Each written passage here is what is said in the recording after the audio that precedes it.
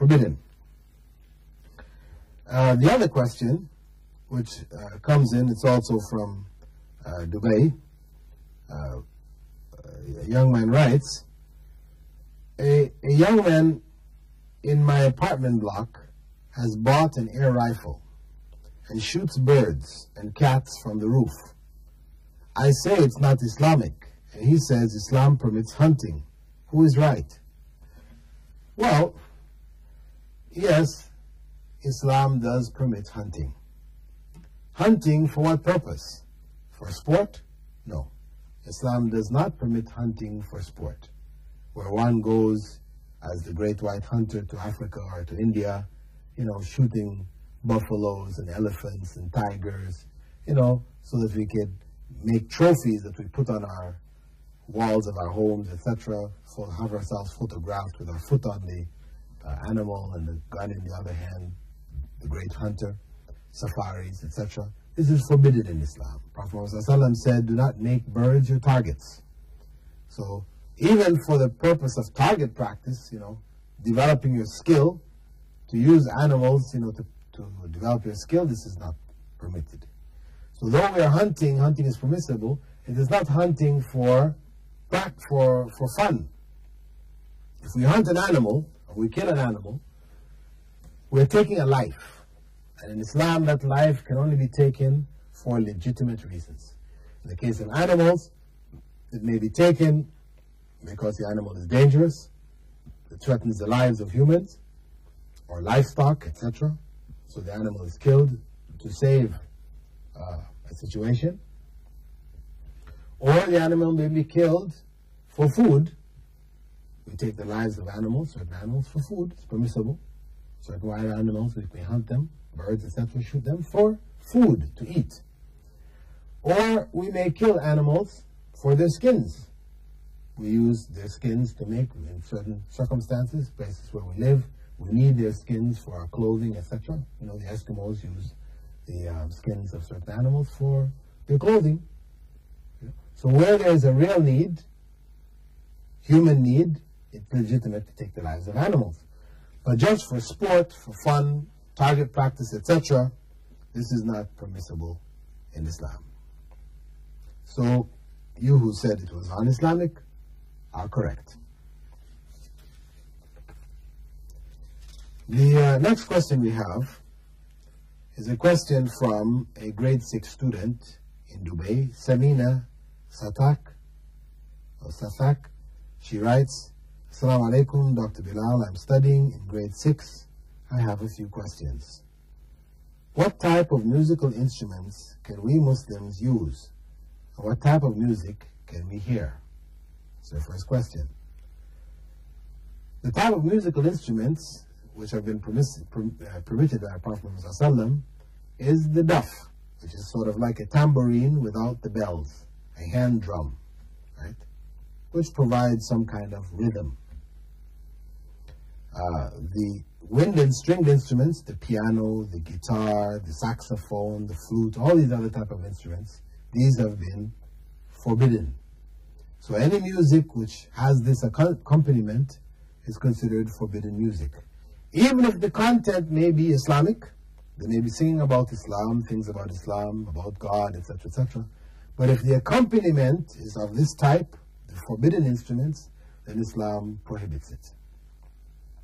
One may ask, why? Why does Islam prohibit, wind and stringed instruments? Well, it is the main source of the musical profession in various countries. It is the foundation for it. And that profession, when you look at the individuals who are involved in it, tend to be the most corrupt elements in society.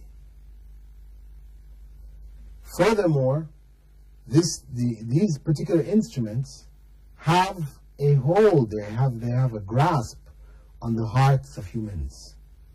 They are affected by them. They become addicted to them.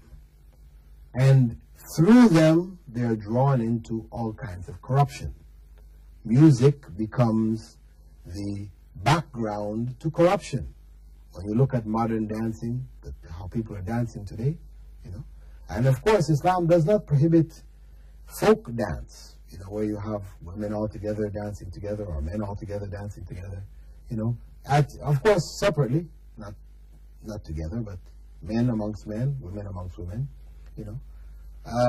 That type of folk dancing, Islam has no objection to it. But where it involves what is modern dance, for example, where people are, you know, moving their bodies in these very suggestive ways, sexually, you know, influenced ways, etc., it's corruption. It's pure corruption, you know. And what the songs are, what are the contents of the songs?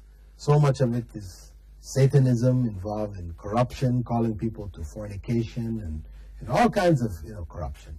You'll find that much of the content is that way. Some people may say, well, what about classical music? Beethoven, Bach, etc., etc. You know, it doesn't, you know, people don't dance this way to it. Well, the point is that Beethoven and Bach was the pop music of their time. That's the reality, you know. And people danced to it, you know, dance, male and females, etc. And, you know, people were caught up in it, etc. And the corruption was there.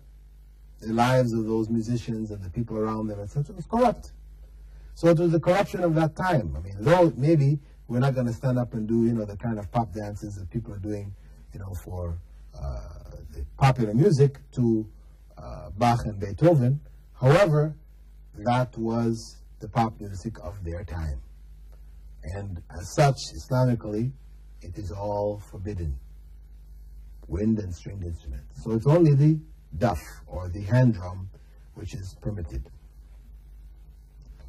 And then what kind of music can we hear? The second part of that first question. We can hear music which is free from those instruments and which is not called into corruption, because one may not have any instruments at all, maybe only the duff, but the content is corrupt. So such music, of course, we can't listen to. So the content has to be either neutral, it's just talking about nature, about, you know, simple things of life or things of life, or it is inviting to Islam, to thought about God, etc., etc., etc. What we would also encourage is the listening to the recitation of the Quran, about which the Prophet, may God's peace and blessings be upon him, had said that whoever doesn't sing the Quran, that is, beautify the Quran with their voices, they're not a true follower of mine. You know, as Muslims, we're encouraged when we recite the Quran to do so in melodious tones, and this is the best music that we can listen to. Of course, listening with reflection, because Allah instructs us to reflect on the meanings of the Quran. So we shouldn't turn it now into a substitute for music, so it becomes background music in our homes. We have Quran going, we're doing everything else. You know, it just provides a musical atmosphere. No, it should be listened to when the Quran is recited, as Allah says in the Quran. You know that إِذَا قُرِئَ الْقُرْآنُ فَاسْتَمِعُوا لَهُ وَانْصِتُوا. That if the Quran is recited, you should listen to it and be silent. You know, so it should be heard. And not only that, but he said also, أَفَلَا يَتَدَبَّرُونَ الْقُرْآنَ. Won't they reflect on the Quran? This is a requirement of us when we listen to it, that we should reflect on its meanings, because it is a message to us, not just music. But the melodious way of presenting it also makes it attractive, and so it is encouraged in Islam. The second question which Ameena raised was, is it that we should not have non-Muslim friends? Can we give Quran translations to them to read and understand Islam? Two questions within a question. First part, one may have non-Muslim friends. Islam does not prohibit Muslims from having non-Muslims as friends, but those non-Muslim friends should not be our best friends, meaning the ones that we feel the closest to, the most trusted, etc., etc. No, our closest friends should be Muslims, because, you know, as the Prophet ﷺ said, people will be raised with their friends on the Day of Judgment. On the Day of Judgment, when we're raised up, we'll be raised with our friends. So if our friends were involved in corruption, disbelief, etc., etc., that's who we'll be raised amongst. You know, this is a warning to us that we should choose as our close friends, our best friends, those people who will remind us of God, encourage us to goodness. This is why Islam, you know, doesn't encourage taking or forbids the taking of non-Muslims as the closest friends. But to have friendships with them, to be friends, being friends as neighbors or classmates, etc., this is perfectly okay. And of course, the other part of the question, can we give a translation of Quran to them? Of course you can.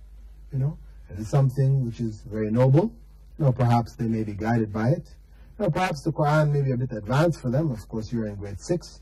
Maybe something simpler, some booklets on Islam, something which just explains about Islam and Muslims, their beliefs and practices, etc. Might be easier reading. And of course, the issue that's sometimes raised about giving the Quran to non-Muslims, this doesn't occur really in the case of the translation, because the translation is not considered to be Quran itself. The all-Arabic Quran, okay, there's some difference of opinion concerning it, but the translation, it's perfectly okay to give it to non-Muslims. With that, dear viewers, I'd like to thank you for the questions that you have written in. I hope they have been of benefit to our viewers.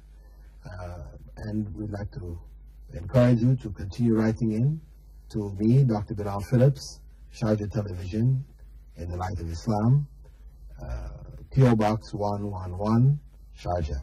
You may also call in to the Discover Islam Center in Dubai, 962-2190. With that, dear viewers, I bid you all farewell. Thank you for being with us, and I hope to see you in our coming programs. Assalamu alaikum wa rahmatullahi wa barakatuh.